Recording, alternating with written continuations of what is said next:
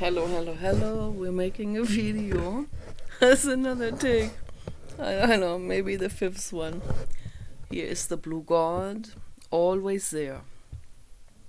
The infinite cosmos. And my blue God baby.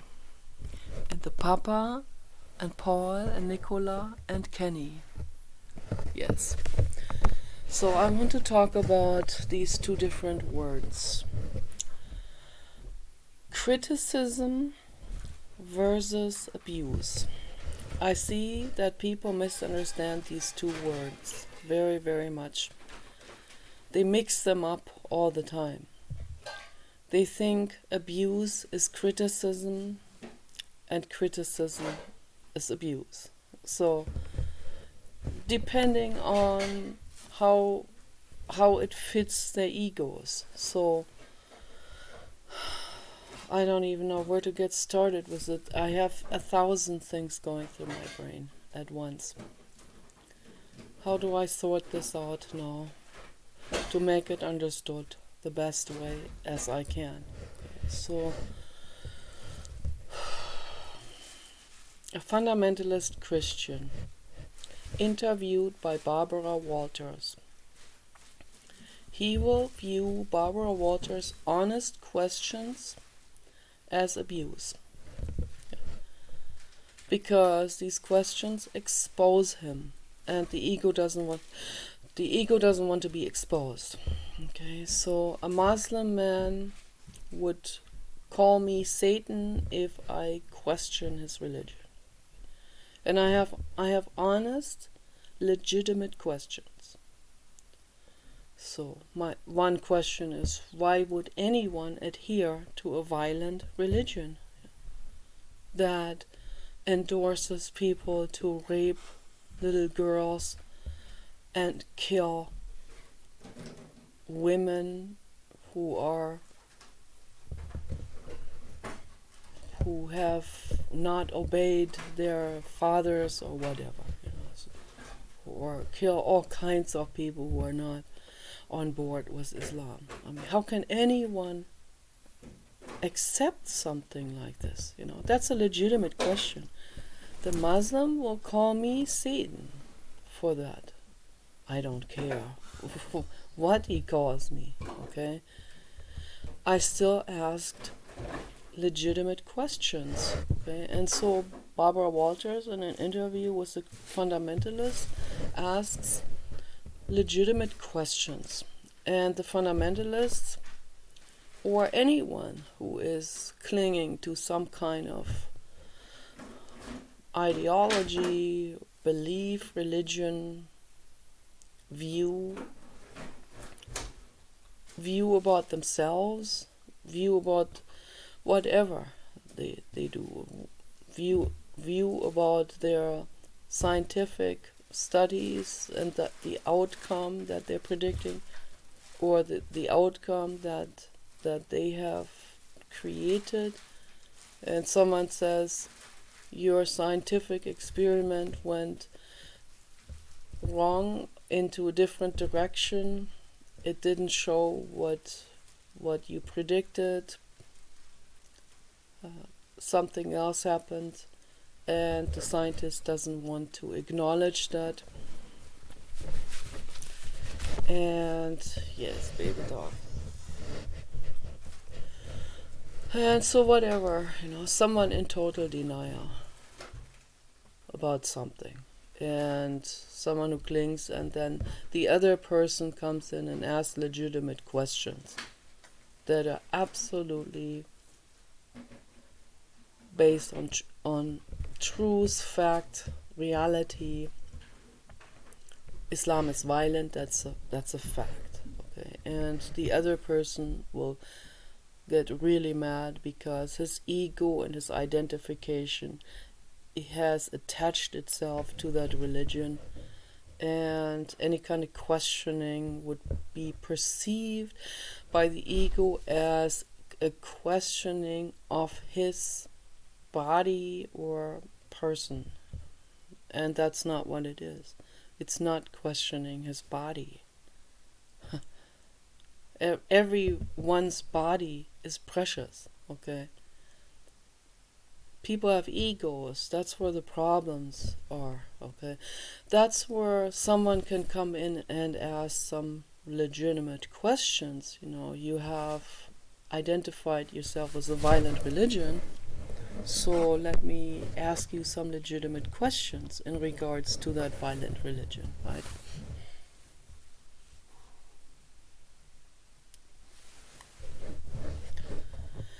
And that person gets really mad, and then they will call that interviewer Satan or abusive or whatever. And then after the interview, he goes out and he hits someone on the street for looking at him the wrong way.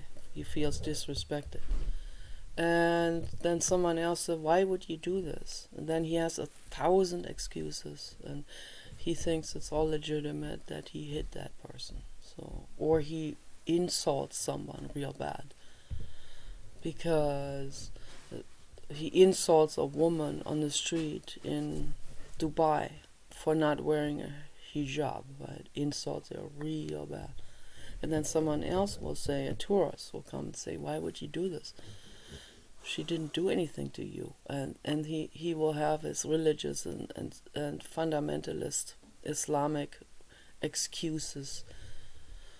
And he thinks it's perfectly legitimate for him to psychologically abuse or even hit someone on the street for not wearing a hijab. So I'm just pointing out that the extreme contradiction and double standard in those kind of comparisons. Okay. So he calls the interviewer Satan and abusive. He goes out and he hits or insults a woman on the street for not wearing a hijab. And he thinks that's good argumentation or something. He thinks if you can't take the heat, get out. The woman will say, I'm already out here in this blasting heat. Okay, so I don't need a hijab to make me even hotter in my brain, make my brain cook or something. And then even a black hijab, right, that absorbs the heat from the sun even more. That can fry my brain up. So I need my precious brain. Okay, she will say to him, I'm whatever. I'm an architect. I'm a psychologist. I'm a world peacemaker. Okay, I need my brain. So, but the guy who attacks her can't see that, cannot understand that what he is doing is not legitimate questioning or interviewing or grilling or giving someone heat. That's full-fledged abuse of violent proportions. You can't see that for some reason. And the interviewer asking legitimate questions, he cannot see that. He sees everything completely out of his tunnel vision of his own personal beliefs and identifications and so on. And so that is extremely dangerous, and that's why Jiddu Krishnamurti talked about this his whole life, okay, in interviews with people.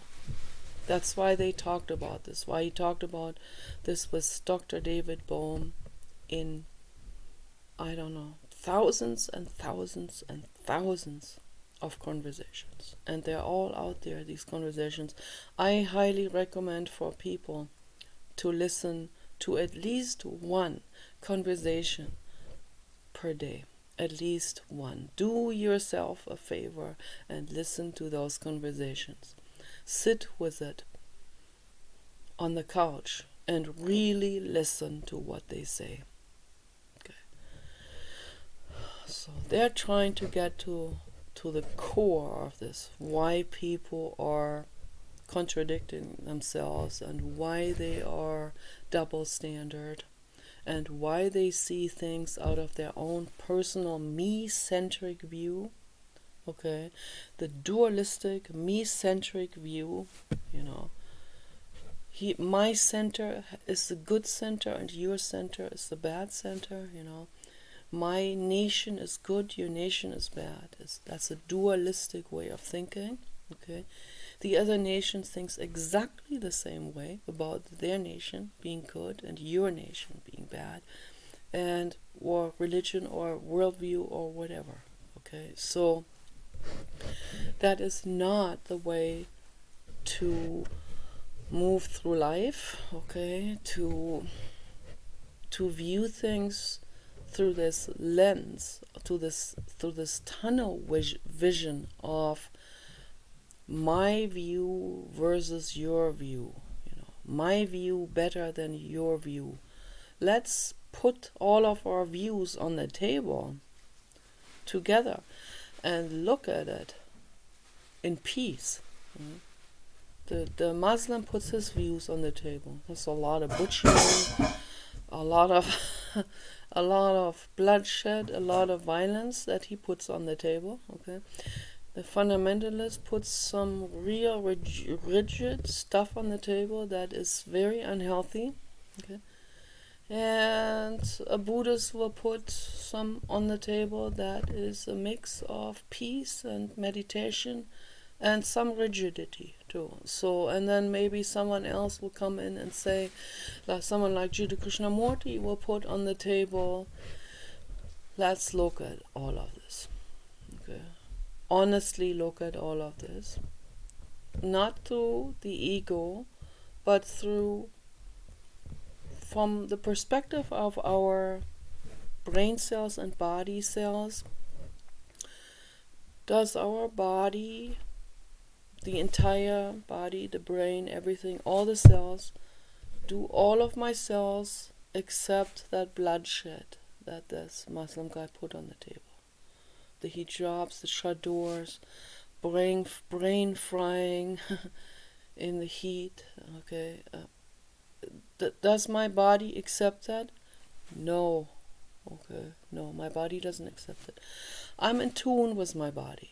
That's why I can clearly tell you no. Okay, no. Okay, to Islam. My body doesn't want it.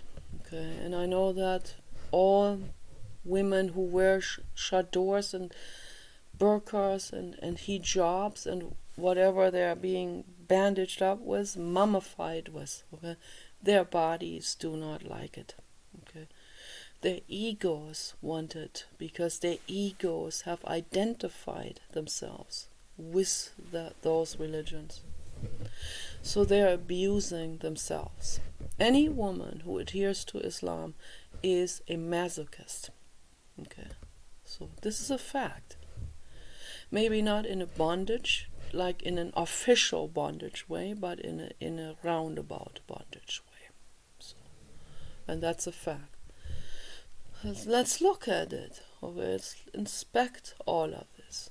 Okay, so Jiddu Krishnamurti then says, yeah, don't we want to listen to our bodies, listen to our minds, what we want. So, legitimate questioning is what I understand as grilling or putting someone on the hot seat, someone who is rigid, someone who is making the world worse, someone who has maybe murdered someone out of their ideological beliefs. Okay, I have the right to put that person onto the hot seat and grill that person with questions, with legitimate questions. Okay, he will feel the heat, he will feel grilled, he'll call me probably terrible names, but he doesn't see that he is the one who is the offender. Okay, so after the interview he goes out and he shoots another abortion doctor or something, or kills a woman for not wearing a hijab. So, and they don't see that this is right in your face. Double standard, extreme, violent, psychopathic, double standard, criminal insanity, contradictory. So they don't see it. But it's important, that's why it's so important to show this mirror. To show this mirror to the world. Very, very important to do.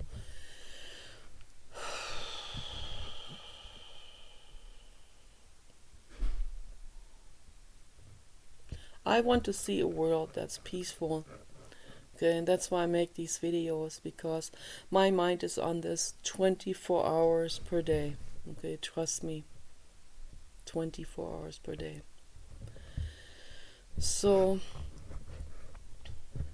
let's look at these things from an unbiased viewpoint. Let's look at everything that people put on the table.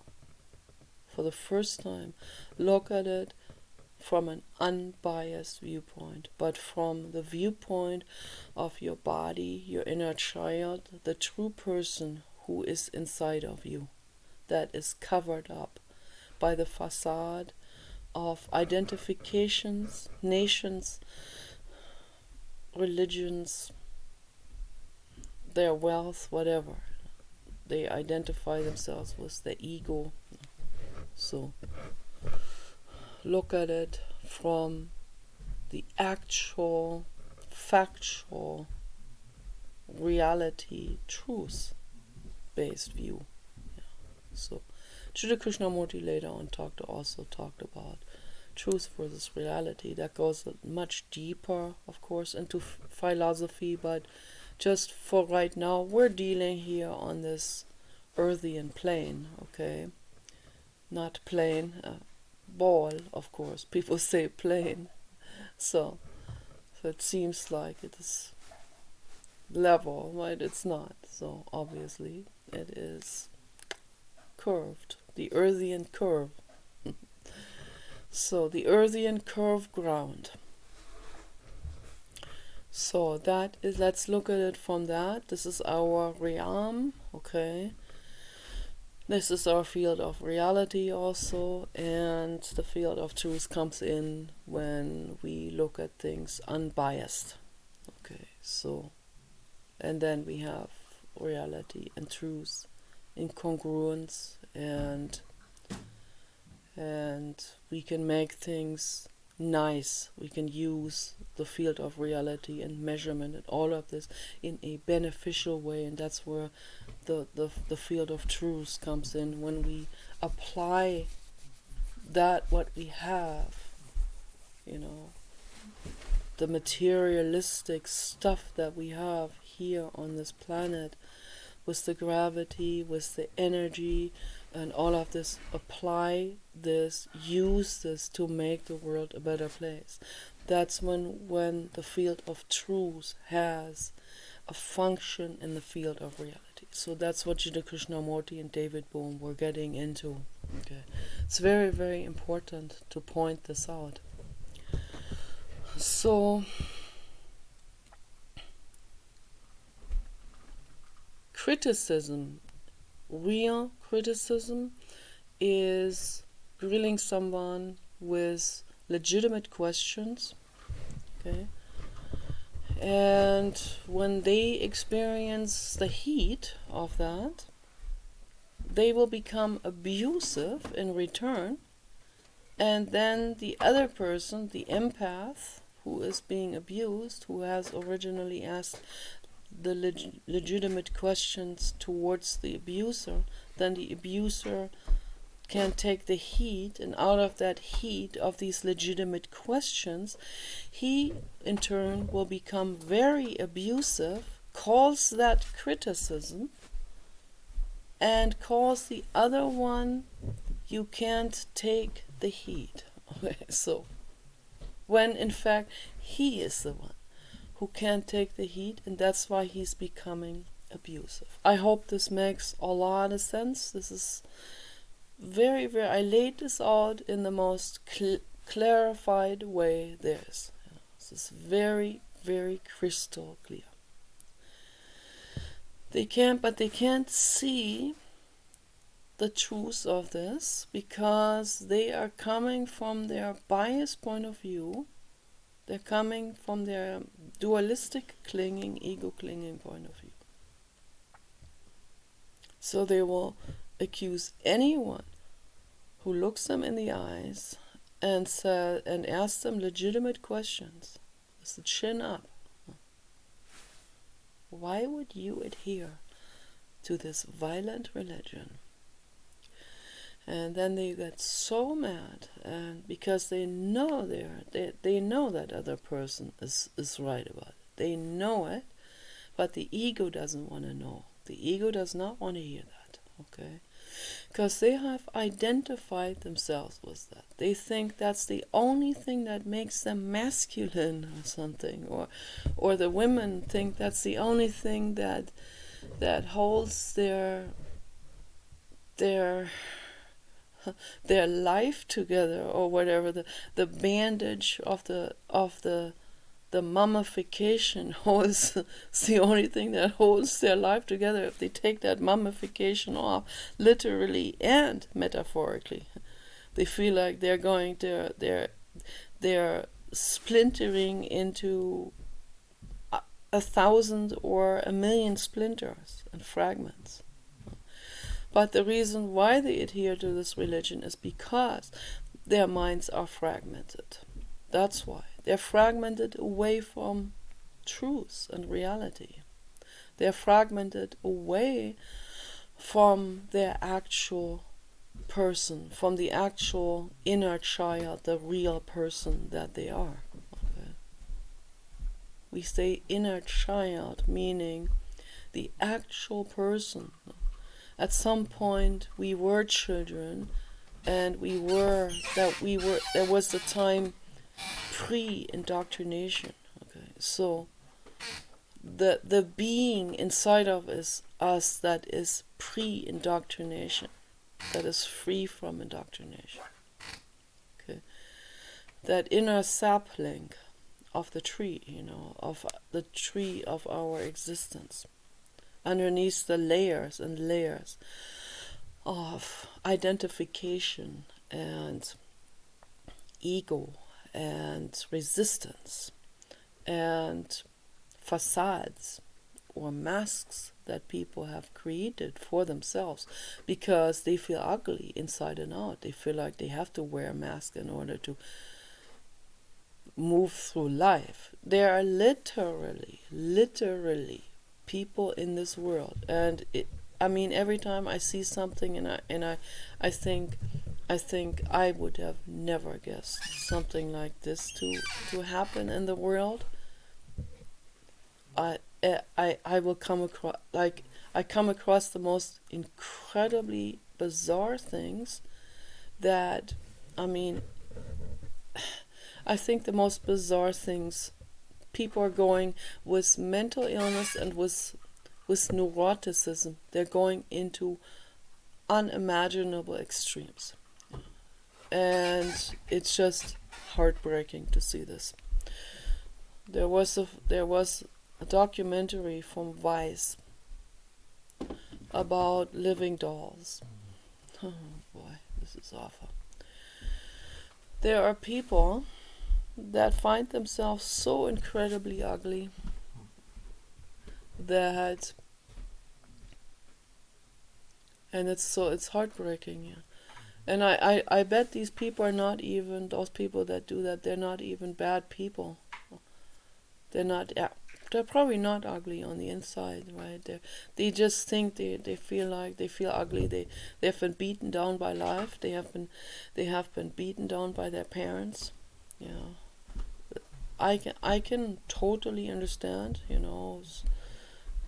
I've been beaten down like this.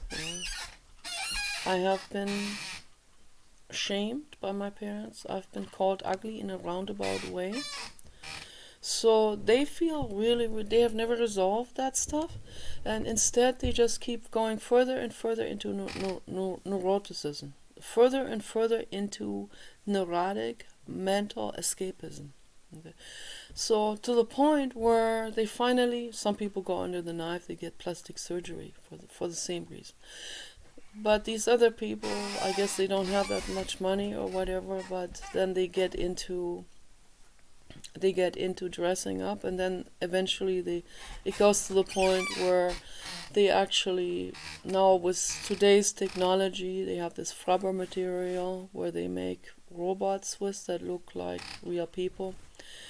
They make these rubber masks that look absolutely real, and you can put on a mask that makes you look like a completely different person. You can put any kind of mask on, a mask of an old man or something, and or whatever, you would get a fake passport. You go through a passport control and they will not notice. So, or whatever, whatever mask they want to wear. Some older people, among those people that feel ugly, they want to look perpetually young, right?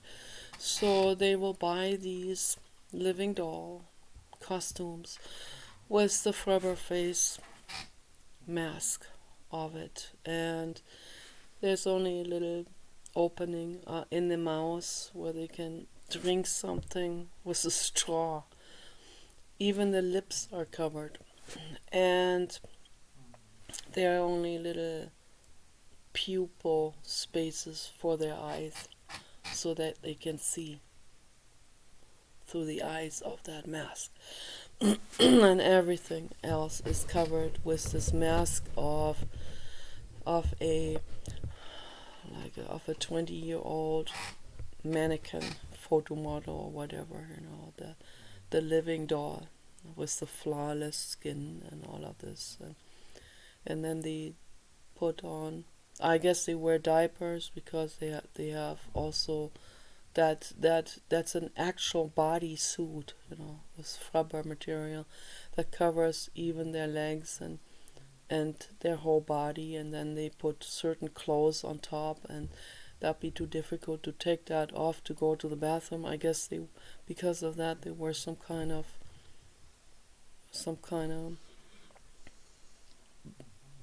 urine holder or holding device or diaper or whatever underneath, and then it's real difficult to take this off, so they walk through their daily life like this. They walk with this for 12 or 13 hours before they take that whole thing off and then take a shower. I don't know, but it is abhorrent. When I saw that, I started to sweat. I started to feel claustrophobic, and I felt terribly sorry for those people. But that's just one extreme. Another example, this is a literal example of what I'm talking about, that people and that people they want to identify themselves then with this image of that living doll that they become during the day. The Muslim woman identifies herself with this mummification. She becomes a mummy, a living mummy, okay, owned by her husband, having absolutely no rights. She is owned meat, okay, so an owned puppet, a meat puppet of her husband. Total extreme enslavement. And horror is that. Yet her mental illness, her ego identifies with that. And anyone talking against it, she would go crazy. She would go jump at their face. She'd go into resistance. And I talked to masochistic women on YouTube. I said, why do you do this to yourself? Why? Don't you want to heal that? That pain? And not one of them had any and they didn't have even an excuse. They didn't have an argument. They didn't have any kind of anything to counter to my questions, to say to my question. They would completely ignore me.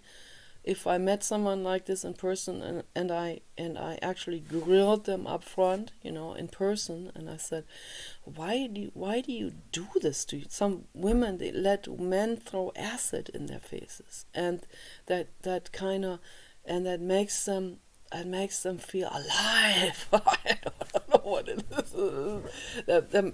They're so neurotic. Okay, they feel only loved if they're being abused by someone, because they have been severely abused as children. So they identified that as love. And then they don't even have libido. I mean, how can any physical body have a libido, have any kind of sex drive, or feel in any way relaxed, right? With an abusive husband who tortures them every day.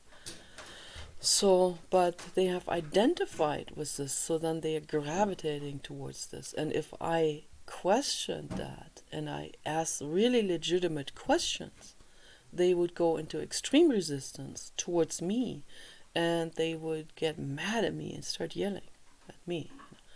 Me, the savior, the rescuer. I'll be beaten down by the person who's identified with their abuse. So these extremes are there in the world, okay, and I find that infinitely sad. And if it was only the person without an animal, without a child, doing themselves in with a bondage boyfriend, that's already bad enough, and I'm completely against it, because I care about that person's body, okay? So I'm against, if I was a dictator, I would outlaw this. I would have that the abuser executed, of course, and the other person needs to go into a regimented therapy program, right? But let's say, just for right now, we don't have any of these laws. So if it was only for that person, they're doing themselves in, or they cut themselves, or they mutilate themselves, or they let other people mutilate them. Okay, that's one thing, that's bad enough already. I'll say, okay, I'm not going to do any activism in this regard right now. I'm doing activism for the innocent beings that are falling victim to something like this.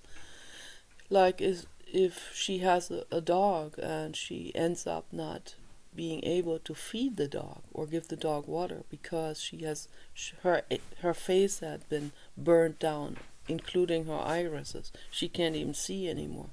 So that's where these things get really tricky and dangerous. Okay, when people are doing horrific things to themselves, and then as a result of that, they are not there to be real custodians and mothers to the animals and children, or a teacher to their students, or a university teacher, or whatever, or physician, or politician making wrong choices out of their ideology. That's when you have to look at the whole picture. When these things unravel into a domino effect, where it affects others and the greater good, okay? That's what I'm talking about. And that's what my mind is on 24 hours per day.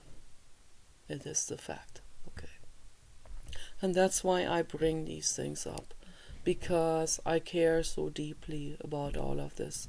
I want to heal the world. I want to help. I want to bring order into the world. We need order desperately. But I can't do this as one person, heal the world. I can help heal the world with these videos. So I can talk to people, I can write, I can have conversations, I can sign petitions, We can petition to politicians. I can write my own petition letters, which I have done many, many, many times, urging politicians to consider putting their effort into creating the better law for the animals, okay, and for justice and world peace, okay, for the earth, saving the forests that we depend on, saving the oceans that we depend on for oxygen and for the health of the entire ecosystem. But most people are running into their neurosis further and further and further and further, until it becomes total insanity. Whether that's someone finally dressing up as a living doll, that's the least of my concern. Or a bondage person who lets her husband abuse her. Or extreme religious people, and that's when religion comes in. That's particularly when the domino effect unravels. When the domino pieces fall like this, okay, in a cascade movement, because religion functions like this cascade for the whole world society of humans, okay, that are very, very susceptible to mass beliefs and mass hysteria and movements and whatever, what's happening on a larger scale, the people around them, what's happening in social groups. People are looking at social groups for advice, for how to live their lives and so on, without any criticism at all, without any apprehension, without any critical thinking at all. They just adhere to what the group does because they want to fit in, they want to be liked, they want to be accepted by society. This is very, very dangerous, okay, because it has this cascading domino effect that can really have an effect on so many areas and fields of living and so many aspects of existence and the ecosystem and the animals and all these things, okay. It filaments out in cascading effects into all kinds of directions, having all kinds of, it can have all kinds of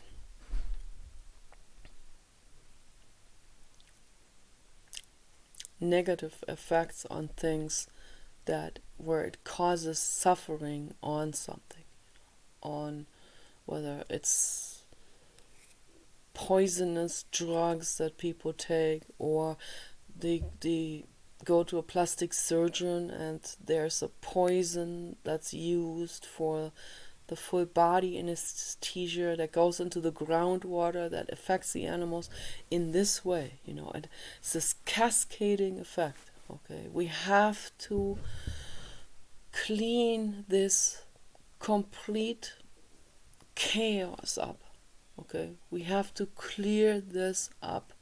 We have to bring order into the world. This is absolutely necessary. And one way of bringing order into the world is you sit down and you look at things for what they are. Put it on the table and look at it. Look at that religion that your ego identifies with. Look at it from an unbiased viewpoint. Does your body resonate with? Does your body want this? Does your body want to abuse a woman? Your body, your penis, okay, does not want to abuse a woman. No matter how much your ego identifies with this toxic masculinity image or whatever that doesn't even have anything to do with masculinity, but you think it has. Okay.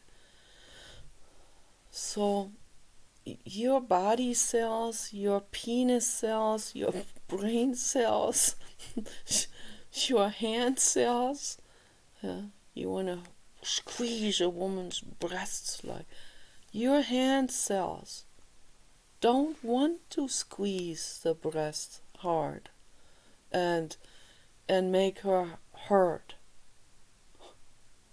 Your hand cell, no matter how big your hand, I have a pretty small hand. Your hand is probably twice as big as mine. And you think you need to squeeze boobs with your big hand or whatever. No, or you need to do all kinds of things that people they identify with. That's real dangerous. This identification with ridiculous things. Okay. So no, your body cells, your hand cells, they want to go easy on skin. Yeah. Yes, they want to go easy on. They want to go easy on the boob. Okay, like this. Easy and gentle. Easy, gentle here, like this here. Easy, gentle. Gentle. See? Gentle. Your body cells want to be gentle with another living being. It's your ego that identifies yourself with some kind of toxic shit. Right? So that's what. Understand this. You need to really understand this. This is very, very important that you understand this. This is infinitely important. Okay? And then once you understood it, don't fall back into your gang or whatever. Stand strong then and go the other direction towards peace.